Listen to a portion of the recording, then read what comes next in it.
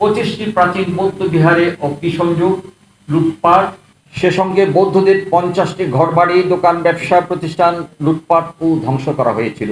কিন্তু দুর্ভাগ্য, আজও বিচারের বাণী নীরবে নির্বিঘ্নে কাঁদে। 12 বছর হয়ে গেল, আজও আমরা তার বিচার পাইনি। শ্রদ্ধেয় সুধী সমাবেশ, সংগঠনের শ্রদ্ধেয় নেতৃবৃন্দ, সুধীবৃন্দ, শুভ অপরাহ্ন। বাংলাদেশ বৌদ্ধ সমাজ সুরক্ষা কমিটির আত্মপ্রকাশে আপনাদের সবাইকে স্বাগত জানাই। কমিটির পক্ষ থেকে সবাইকে শুভেচ্ছা জানাই। শুরুতেই আমরা বিনম্র শ্রদ্ধা জানাই সেসব সূর্য সন্তানদের, যারা বৈষম্য বিরোধী ছাত্র জনতার আন্দোলনে আত্মাহুতি দিয়েছেন, অপরিমেয় অবদান রেখেছেন। সাংবাদিক ভাইদের ধন্যবাদ জানাচ্ছি আমাদের আহ্বানে সাড়া দেওয়ার জন্য। কৃতজ্ঞতা জানাচ্ছি প্রতিটি আমাদের কর্মকাণ্ড ও সকল কর্মসূচির সম্ভার গুরুত্বের সঙ্গে প্রচারের জন্য। বন্ধুগণ, আমরা আমাদের বক্তব্য 3টি ভাগে প্রকাশ করতে চাই। ক, সংগঠনের পরিচিতি। খ, পার্বত্য চট্টগ্রাম সহ দেশব্যাপী সহিংসতার বিরুদ্ধে আমাদের অভিব্যক্তি। গ, আপনাদের মাধ্যমে আমাদের অভিপ্রায়, আবেদন ও অঙ্গীকারের কথা প্রকাশ করা। প্রথমে সংগঠন পরিচিতি।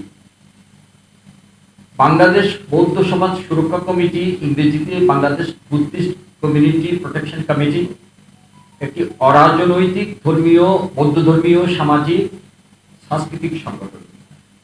দেশের সকল বৌদ্ধ নাগরিকদের একটিমাত্র প্ল্যাটফর্মে যুক্ত করার জন্য বর্তমান সমতলবাসী বৌদ্ধদের 4 শীর্ষ সংগঠন: বাংলাদেশ বৌদ্ধ কৃষ্টি প্রচার সংঘ, বাংলাদেশ বুদ্ধিস্ট ফেডারেশন, বাংলাদেশ বৌদ্ধ সমিতি ঢাকা অঞ্চল এবং বাংলাদেশ বৌদ্ধ যুব পরিষদের সমন্বয়ে গঠিত এই মোর্চা।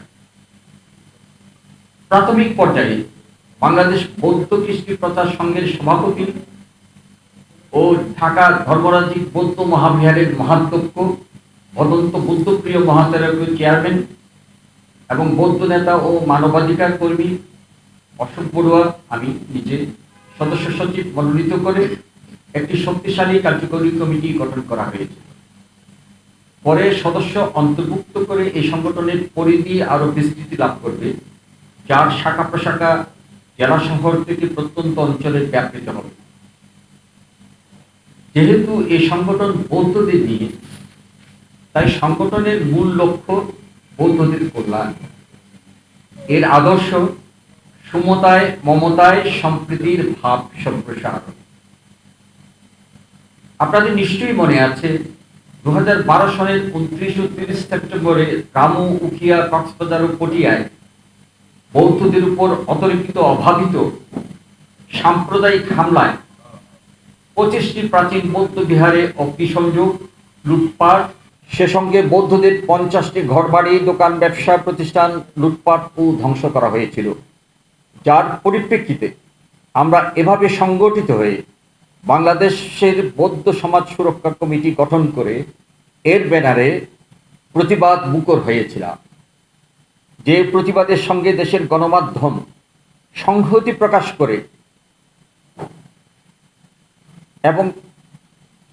করে ব্যাপক ক্ষয়ক্ষতির চিত্র দেশে বিদেশে তুলে ধরেছিলেন।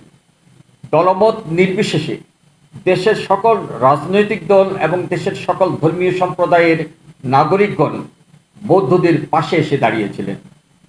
কিন্তু দুর্ভাগ্য, আজও বিচারের বাণী নীরবে নির্বিঘ্নে কাঁদে।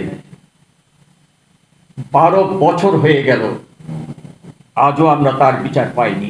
আজ আপনাদের আমরা স্মরণ করিয়ে দিতে চাই 2017 সনে মিয়ানমারে রোহিঙ্গা নির্যাতনের প্রতিবাদে বৌদ্ধগণ একইভাবে সংগঠিত হয়ে এমনই কমন প্ল্যাটফর্ম গড়ে বাংলাদেশ সম্মিলিত বৌদ্ধ সমাজের ব্যানারে দেশে আশ্রয় নেওয়া রোহিঙ্গা শরণার্থীদের সাথে সংহতি প্রকাশ করে মিয়ানমার সরকারকে স্মারকলিপি পেশ, শরণার্থীদের সাহায্যার্থে বৌদ্ধদের গুরুত্বপূর্ণ ধর্মীয় উৎসব ফানুস ওড়ানো থেকে বিরত থাকা এবং সংগৃহীত অর্থ থেকে কোটিঞ্চিবর দান সহ সকল ধর্মীয় উৎসব আনুষ্ঠানিকাদি বর্জন করে সেসব উৎসব আয়োজনের জন্য সংগৃহীত অর্থ রোহিঙ্গা শরণার্থীদের দান করে দেশে বিদেশে উচ্চ প্রশংসিত হয়েছিল।